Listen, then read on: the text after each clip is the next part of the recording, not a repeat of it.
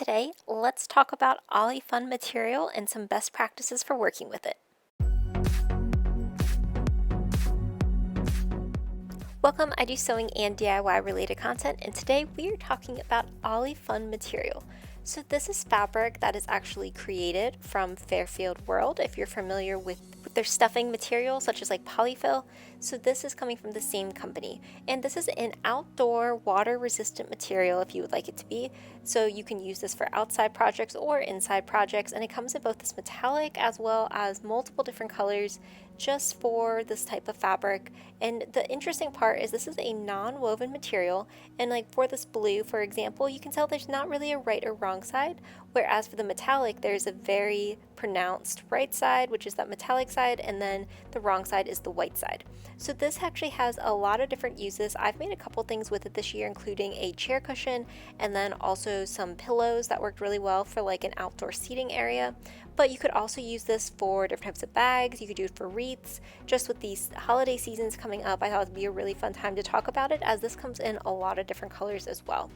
So when you see it at the store, you may be interested in like how would you work with it. So you can use just regular scissors, your fabric scissors on this. There will be no issue. It's able to cut through it. When you are going to like actually work with it though, you are going to want to use quilting clips instead of pins, especially for like this metallic one. The pins will actually puncture it, so you're gonna be able to see those little marks. So you would highly recommend using quilting clips instead. In addition, you do not want to iron this material. I've seen some people have luck ironing like the blue version, so like those colors, they're non-metallic versions.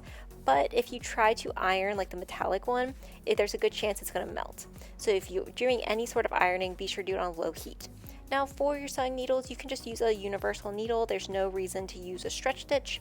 If you start to notice that it's getting very, very bulky, you could always try to up the size, but overall the regular needle is going to work pretty well. As far as edge finishing, there's no need to do any sort of edge finishing on this. It does not fray, it does not unravel, so a lot of that would just be more for personal preference. I did both on a couple of my projects. On one project I did sort of finish off the edges just to make it look even neater, and on another project I left them open, and both turned out great and have held up really well over these past few months. So with all that said, let's actually start to work with it a little bit. So as you can see here, I'm just cutting it with a rotary cutter for both the metallic as well as the non-metallic. No issues whatsoever, and it works really nice and clean and smooth. Then for actually sewing with this, I'm using those quilting clips, as that's really the best way to go about it to avoid having any sort of damage to your material. I did find with the non-metallic one, if you were going to use pins, it worked the best with the pins, keeping it on the side where your seam allowance would be.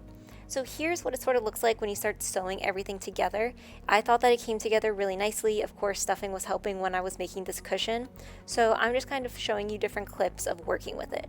My one biggest challenge with the metallic fabric was hand sewing it was one really difficult because of the thickness, but also it kept ripping whenever I was trying to do hand sewing. So what I had to do like for this pillow was I actually just took a seam along the outside edge with my machine, which worked so much better and it stopped ripping. I don't know if this is just because of that metallic nature, so it was starting to kind of peel off, but I would highly recommend skipping hand stitching for this fabric. You could do it for the non-metallic, but if you have that metallic material, hand stitching is really difficult to do and you should stick with your sewing machine. Overall, I found that this fabric worked really well for fun little outdoor projects. Let me know what questions you have about this fabric in the comments, and if you enjoyed this video, be sure to like, comment, and subscribe. Thanks for watching.